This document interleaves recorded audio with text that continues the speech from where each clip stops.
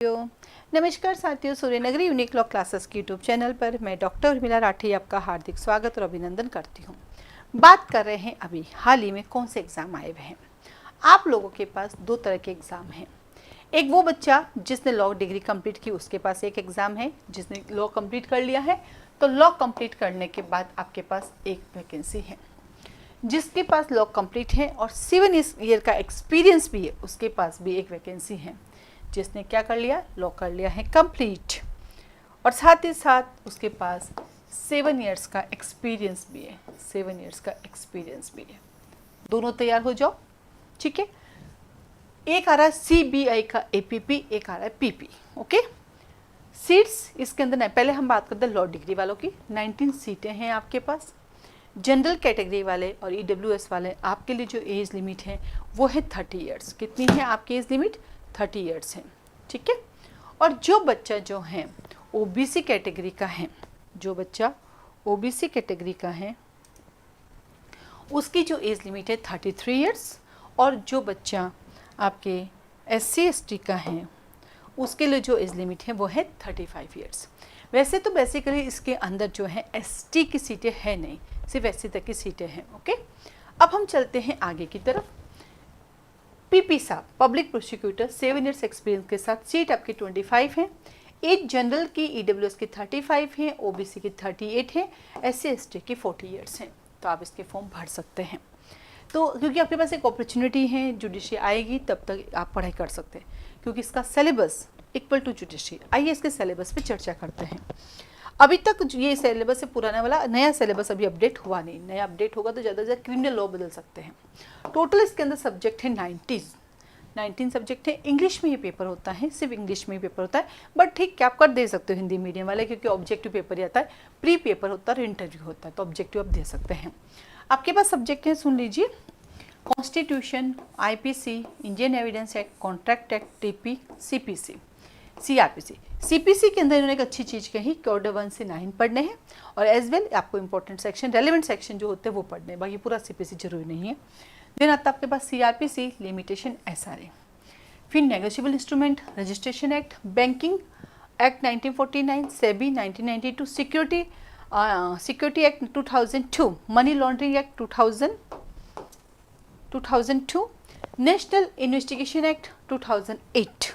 फिर आता है लिमिटेड पार्टनरशिप, एक होता है पार्टनरशिप एक्ट बेटा, एक होता है लिमिटेड पार्टनरशिप एक्ट, और एक आता है कंपनीज एक्ट 2013, और लास्ट आता है आपके पास इंसॉल्वेंसी एक्ट। टोटल आपके पास 19 एक्ट हैं। तो कुछ आपके पास कॉमन है, कुछ अलग है। अब आपको लगता है मैम इतना बड़ा सिलेबस है, मैं तो नहीं पढ़ूंगी, मैं तो दूसरे रास्ते न जाऊँ। तो मुझे याद है कहीं ऐसे स्टूडेंट हैं मेरे पास जिन्होंने जुडिशरी के बहुत एग्ज़ाम दिए, जगह जगह पे जुडिशरी के इंटरव्यू भी दिए, बट उनका नहीं हो पाया। और फिलहाल आज के दिन वो CBI के APP बन के बैठे हैं और अच्छा काम कर रहे हैं, अच्छा काम कमा भी रहे हैं, क्योंकि उसकी सैलरी अच्छी है, सबसे अच्छी सेटल है। तो जीवन में सबसे पहले आपको सेटल होना है, और ये APP PP बनते हो तो आपको ADG में बेनिफिट मिलेगा, क्योंकि ADG का एग्ज़ाम भी आप दे सकते हैं, जुडिशरी का एग्ज़ाम भी आप दे सकते हैं। दोनों अपॉर्चुनिटी, थोड़ा पढ़ना पड़ेगा, तो पढ़ना जरूरी है। मैं तो कहूँ, मैंने अभी क्लास में स्टूडेंट को बताई थी, मैं तो ओवर एज हो गई, क्योंकि मैं 40 की हो गई, अब मेरे बस की नहीं रही ये बातें, बाकी मैं तो ये दे देती, क्योंकि इतना बढ़िया एग्ज़ाम है कि आपको इसके एग्ज़ाम की वजह से आगे 2 अपॉर्चुनिटी मिल रही है आपको। आप सोचो जुडिशरी में जाने का आपको अपॉर्चुनिटी मिल रही है, तो कितना फ़ायदा है इस एग्ज़ाम में जाने से आपको, ठीक है। अब चलते हैं इस एग्ज़ाम की तरफ। इस एग्ज़ाम के लिए हमारे पास क्या क्या सुविधाएं मिलेगी। इस एग्ज़ाम से रिलेटेड हमारे पास प्री ओरिएंटेड बैच अवेलेबल हैं। प्री ओरिएंटेड बैच जो कि हम पढ़ाते हैं, उसका टाइमिंग रहेगा इवनिंग के अंदर 4 to 5:30, जिसके हम 2 सब्जेक्ट पढ़ेंगे रोज के। जब जरूरत पड़ी तो इस टाइम का चेंज, थोड़ा सा बैच का टाइम चेंज होगा, और ये हो सकता है 4 to 6, क्योंकि अभी हमारे RGS मेन के बैचेस चल रहे हैं, तो वो ख़त्म होते फिर हम इसका टाइमिंग कर देंगे 4 से 6। शाम को 2 घंटे की क्लास होगी, जिसके अंदर लॉ के 2 सब्जेक्ट चलेंगे, और पूरा का पूरा बैच प्री ओरिएंटेड चलेगा। कैसा होगा? प्री पॉइंट ऑफ व्यू से पढ़ेंगे।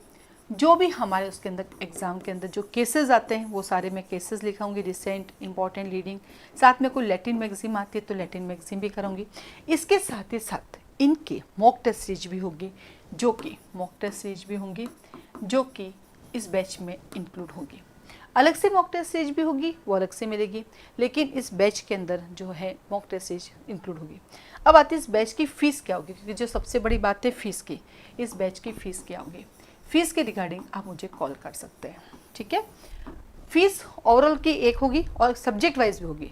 हाँ, सब्जेक्ट वाइज फीस थोड़ा महंगा पड़ता है, क्योंकि मान लो कोर्स की फीस आप सोचते हो कोर्स की फीस सब्जेक्ट में डिवाइड होती है, ऐसा नहीं होता है। सब्जेक्ट वाइज फीस हमारी अलग रहेगी। आप उनको कंबाइन करोगे तो कोर्स से 2 गुना डबल हो सकती है, क्योंकि सिंगल सब्जेक्ट लेते हो तो फीस थोड़ी अलग सी रहती है उसकी। तो आप केवल सब्जेक्ट भी ले सकते हो, उनकी फीस पूछ सकते हो, ओवरऑल कोर्स की ले सकते हो, ठीक है, नंबर 1। देन आता है आपके पास नंबर 2, पढ़ाने का वे क्या रहेगा। हमारे यहाँ पे झूम ऐप पर लाइव क्लासेस चलती है। लाइव क्लासेस में आप बैठे आपको जूम की आईडी पासवर्ड मिलेगी। नंबर 3 आता है आप ऑनलाइन क्लास ले सकते हैं, जैसे कि मैंने कहा झूम पर लाइव बैठ के, ठीक है। आप ऑफलाइन ले सकते हैं, क्योंकि जिस समय ऑनलाइन चलती है उसी समय ऑफलाइन बच्चे बैठते हैं, ऑनलाइन चलती है। आपको लगता है मेरे पास समय नहीं है, तो जैसे क्लास खत्म होती है वो रिकॉर्डिंग क्लास अपलोड हो जाती है, ओके। अब आती फीस, ऑनलाइन ले लो चाहे ऑफलाइन ले लो चाहे आप रिकॉर्डिंग लो, तीनों की फ़ीस इक्वल है, क्योंकि पढ़ाने का जो वे है वो एक ही समय का होता है। ऐसा नहीं है कि हम रिकॉर्डिंग क्लासेस के लिए अलग से रिकॉर्डिंग करके आपको देंगे या ऑनलाइन वालों को अलग पढ़ाएंगे ऑफलाइन के, नहीं। तीनों में सिलेबस इक्वल कवर होगा, इक्वल ही स्टडी होगी, एक समय में ही स्टडी होगी, तो फिर तीनों की फ़ीस एक जैसी है। तो इसकी फ़ीस स्ट्रक्चर के लिए आप मुझे कॉल कर सकते हैं। ये बैच कब से स्टार्ट होगा, 5 सितंबर से। इसका ड्यूरेशन क्या होगा, जनरली इसका ड्यूरेशन हमारा रहेगा 3 month, but in the case 3 का महीना है तो 3.5 हो सकता है, 2.5 नहीं होंगे। But in the case date पहले आ गई तो फिर डेट के अकॉर्डिंग कोर्स होगा। अब डेट के अकॉर्डिंग कोर्स होगा तो क्या मैं आपको फास्ट पढ़ाऊंगी, बिल्कुल नहीं, एकदम रफ्तार से पढ़ूंगी नहीं। बस ये होगा, ये जो 2 घंटे का टाइमिंग है हमारा, ये 4 घंटे में कन्वर्ट हो जाएगा, क्योंकि मैं 1 घंटे में 45 मिनट ही पढ़ाती हूँ, नंबर 1। और मैं 1 घंटे में एक ही सब्जेक्ट पढ़ाती हूँ। मैं एक सब्जेक्ट को 2 घंटे 3 घंटे 4 घंटे नहीं पढ़ाती, क्योंकि मेरा ये मानना है कि हमारा माइंड एक बार में 45 मिनट ही काम करता है, और जब हमारा नया सब्जेक्ट आता है तो माइंड फिर से हमारा एक्टिव हो जाता है। उसी को कंटिन्यू पढ़ोगे तो आपको बसी आएगी, नींद आएगी, कुछ समझ नहीं आएगा, इसलिए वैसा नहीं होगा, ठीक है। तो इसकी फीस स्ट्रक्चर के लिए, इसको ज्वाइन कैसे करना उसके लिए आप मुझे कॉल मैसेज कर सकते हैं। आप सबको ऑल द बेस्ट। फॉर्म जरूर भरिए, भले मेरे यहाँ कोचिंग ज्वाइन करो ना करो, आपकी इच्छा है, बट फॉर्म जरूर भरिए, एग्ज़ाम जरूर दीजिए। राजस्थान में इसका सेंटर जयपुर में आ रहा है, तो राजस्थान वाला भरिए। हर स्टेट का इसका अपना अपना एक सेंटर है, तो सेंटर को देख के आप अपना फॉर्म भर सकते हैं, ठीक है। आज अब फॉर्म कैसे भरना है, फॉर्म कहाँ मिलेगा, वेबसाइट, वो सब आपको ही ढूंढनी है, वो आपको ही पता करनी है। मैंने तो आपको वैकेंसी के बारे में बता दिया है, ठीक है। चलिए, इसकी टेस्ट ही चलेगी क्या, चलेगी, पर अभी समय लगेगा। अभी तो मॉक टेस्ट ही जाएगी, उसमें भी समय लगेगा, क्यों अभी स्टार्ट होगा, तो जब बन जाएगी तो उसका भी मैं स्टेटस लगा दूंगी। आज के लिए धन्यवाद।